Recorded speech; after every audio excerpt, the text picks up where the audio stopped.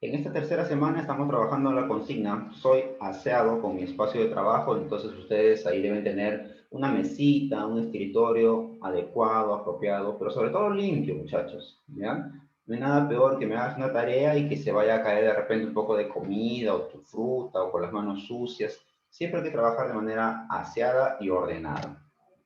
El día de hoy seguimos conversando sobre el Tahuantinsuyo, pero vamos a enfatizar en el aspecto económico. Ya hemos conversado su localización, su origen, su organización política, su organización social. Ahora veamos el aspecto económico. Es decir, cómo ellos conseguían todo el abastecimiento necesario para que la población incaica no padeciera de hambre. Se cuenta que en el imperio del Tahuantinsuyo no existía la pobreza. ¿Será eso cierto? Ahora lo vamos a analizar. Comencemos con el análisis de las formas de trabajo, porque para que no haya pobreza, ha tenido que estar bien organizado este trabajo. En general, todo el trabajo era obligatorio, es decir, no podías darte el lujo de decir, no, yo no quiero trabajar, ya tengo mis empresas que los trabajadores se encarguen y yo descanso, ¿no? Todos, absolutamente todos, trabajaban en diferentes formas, ¿ya? Claro, si eras una clase alta, tu trabajo era gobernar, tu trabajo era administrar. Si pertenecías de repente al sector educativo, tu trabajo era adiestrar a los hijos del Inca. Pero todos trabajaban. Y era un trabajo por turnos. Ahora vamos a comprender cómo es que era por turnos. La primera forma de trabajo es el AINI. El AINI es un trabajo colectivo en beneficio de los integrantes del AIU. Y tú ya sabes lo que es un AIU. Es un conjunto de familias, una comunidad. Acá tenemos, por ejemplo, un modelo de AINI, en el cual todos los trabajadores colaboran para la producción agrícola. Luego tenemos la minca. La minca es un trabajo colectivo, pero ya no en beneficio de un miembro de la comunidad, sino de toda la comunidad. Por ejemplo, hay que unir esta comunidad de artesanos con la otra comunidad de pescadores para que puedan intercambiar. Ambas comunidades se van a beneficiar, toda la comunidad se va a beneficiar en la construcción de este puente o camino. Entonces, a través de la minca se construyeron algunas obras públicas en beneficio de todo el Ayllu. ¿Sí que? La mitad. La mitad ya es un trabajo obligatorio, pero en beneficio del imperio, del Estado incaico, de todo el Tahuantinsuyo. ¿Y cómo puedes tú mitar y contribuir en beneficio del Tahuantinsuyo? Por ejemplo, existe una mita para ir a cargar al Inca, porque el Inca, al ser considerado de carácter divino, no pisaba el suelo como cualquier persona. Estaba prohibido, impedido. Y jamás el Inca hubiera pisado el suelo que tú estás pisando, simple mortal, porque el Inca es hijo del dios Sol. Entonces había una mita para que la gente vaya a cargar el anda del Inca y la gente se peleaba por ir a cargar al Inca. Ellos no lo veían como una obligación, ellos lo veían como algo positivo, una gran oportunidad. Igual para la mita, por ejemplo, en la selva, para recoger la coca. La coca no crece en la zona de la serranía, crece en la ceja de selva, ahí crece en abundancia. Entonces había gente que iba a recolectar la coca. O en su defecto, la mita guerrera. La mita para ir a representar al estado incaico, al Tahuantinsuyo, contra otros pueblos rebeldes. ¿Por qué la gente quería tanto ir a la mita, muchachos? Porque seguro los recompensaban con algo. Es excelente esa respuesta. Atención aquí. Los principios económicos en el Tahuantinsuyo fueron dos. El primero de ellos es el principio de reciprocidad que se da entre los miembros del Ayllu, entre los miembros de la comunidad. Es decir, es básicamente el AINI que hemos estudiado al principio. Ya, eso es un principio económico, porque entre ellos se van a apoyar y no va a faltar ningún tipo de alimento. El otro principio complementario es la redistribución.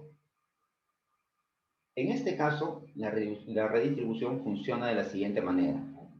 Los miembros de la comunidad, los miembros del Ayllu que han producido alimentos, carne, oro, etcétera, diferentes recursos, tributan, sobre todo alimentos, tributan, le dan una parte de su producción al curaca. El curaca es el jefe del Ayllu. Este curaca lleva la producción de toda la comunidad al Inca y el Inca lo almacena en los tambos o colcas. ¿Para qué lo almacena? Primero, para que se abastezcan los trabajadores del Inca, ¿no? Los amautas, las mamaconas, los chasquis que llevan los mensajes, los quipucamayoc, el mismo Inca, etc. ¿Ya? Y segundo, lo almacena para que si en algún momento, ahí estamos viendo los tambos, esta comunidad que ha tributado sufre, por ejemplo, un aluvión, luego de un sismo se produce un aluvión y todos los terrenos de cultivo se malogran. Eso no quiere decir que no van a alimentarse, que no van a comer, porque ellos han tributado al Inca y el Inca les ha guardado un poco de su producción. El Inca ha guardado los tributos de diferentes ayllus, lo tiene almacenado en los tambos. Por lo tanto, si esta comunidad en algún momento sufre algún problema de guerra o un fenómeno geográfico, el Inca les redistribuye lo que en algún momento ellos han tributado, lo que ellos le han dado. Por eso a la reciprocidad se le conoce como reciprocidad simétrica entre miembros del Ayllu, entre iguales, y la redistribución es la reciprocidad asimétrica entre el pueblo, clase baja, y el Inca, clase alta. Según los historiadores, según los analistas y estudiosos etnohistoriadores del Imperio Incaico, las tierras, las parcelas, en esta época estaban distribuidas de la siguiente manera. Gran cantidad de tierras les pertenecía a la comunidad. Eran llamadas tierras del Ayllu. Y estas eran repartidas a cada uno de los miembros de la comunidad. La unidad de medida de la tierra se llamó topo o tupo. Y este topo o tupo no tenía una medida, una distancia exacta. Era relativa. Por ejemplo, ¿no? No es que el topo vale de repente 2 metros cuadrados, no. El topo era repartido según las características del terreno. Si el terreno era muy fértil, muy productivo, te daba un topo chiquito, una porción de tierra chiquita. Si el terreno era improductivo, desértico, arenoso, donde no se va a poder hacer la agricultura tan fácilmente, sino que hay que trabajarla mucho, te daba un topo grande, una porción de tierra bastante amplia para que tú puedas trabajar. Y tampoco se entregaba de manera equitativa. A los varones, cuando nacían, se les entregaba un topo, y a las mujeres se les entregaba medio topo. De tal manera que al formarse un matrimonio, la pareja no estaba buscando dónde vivir, sino que ya tenía un topo y medio para vivir. Y ahí pueden hacer su agricultura, su ganadería, su vivienda, etc. ¿Ya? Eso es las tierras de la comunidad o tierras del Ayllu. También existían tierras del estado incaico. Eran parcelas donde se desarrollaba la agricultura y toda la producción que se sacaba de ahí servía para alimentar a los trabajadores del Estado. Por ejemplo, los sacerdotes, por ejemplo, los chasquis, por ejemplo, los quipucamayoc, que leen los quipus, por ejemplo, al tucuyricui, por ejemplo, al apunchi, al tahuantinsuyo camachic, ya, a esos trabajadores del Estado se les alimentaba con estas tierras. Ahora, ¿quién trabajaba estas tierras? También los miembros del Ayllu iban a la mita, ¿te acuerdas? A la mita agrícola, a trabajar en estas tierras. Y por último, las tierras del sol y de la religión, que eran tierras cuya producción estaba destinada básicamente al Inca, al dios sol. Claro, como el sol no va a poder alimentarse, esos productos lo aprovechaba el Inca y su séquito, pues, ¿no? Sus trabajadores, su panaca. Y era destinado también a las festividades.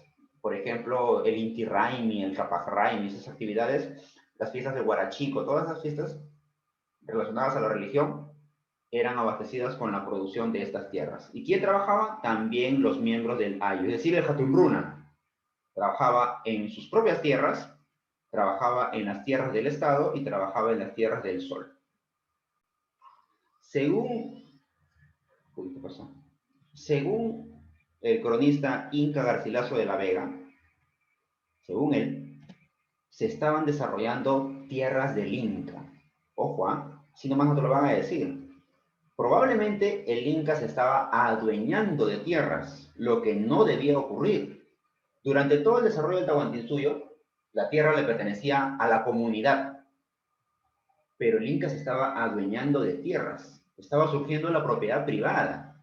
Si no fuera por la llegada de los españoles, el Inca hubiera tenido grandes haciendas solamente para él y su familia. Imagínate, eso estaba empezando a surgir en la época de Tupac Yupanqui. Tupac Yupanqui y Huayna Cápac se cree que sí tuvieron propiedad privada, ¿no? Él dice, esta es mi tierra, esta es mi casa. Nadie puede apoderarse de estas tierras. Y eran tierras grandes, tierras bastante fértiles, ¿no? Pones ahí observación, o un adicional, ¿no? Un asterisco de repente. Tierras del Inca. Algunas actividades productivas, obviamente, la más importante va a ser la agricultura. Es la actividad más importante. El día de hoy, pleno 2021, ya las actividades productivas han variado. Tenemos minería, industria, transporte, servicios, pero en esta época, en una sociedad preindustrial, la agricultura es la actividad más importante. Y para eso usaron, por ejemplo, diferentes tipos de técnicas o estrategias.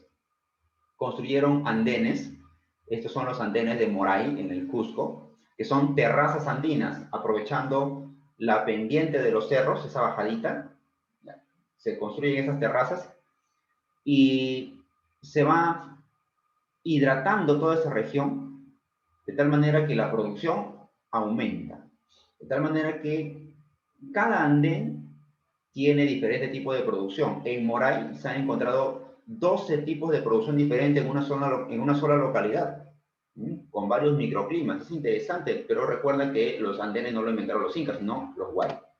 Los camellones, chacras hundidas que aprendieron de los tiahuanaco, acá está hundido, mira, le han puesto agua. Los huachaques, que son pequeñas lagunillas en las cuales se puede desarrollar algún tipo de agricultura que requiera mucha agua, como el arroz. Y las cochas, que también son un tipo de chacra que tiene zona pantanosa, ¿no? Zona pantanosa.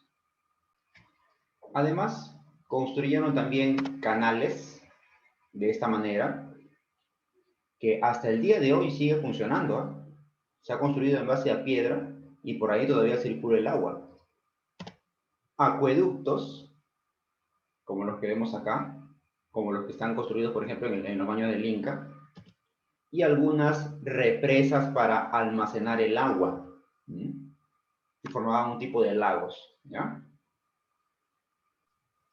Y por último, también de manera complementaria desarrollaron la ganadería, específicamente de camélidos sudamericanos o también llamados auquénidos.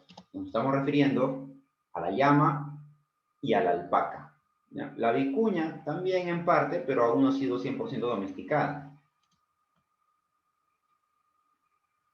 Nosotros ya hemos conversado sobre todos los beneficios que tiene la ganadería, cada uno de esos animalitos para las personas. Empecemos entonces.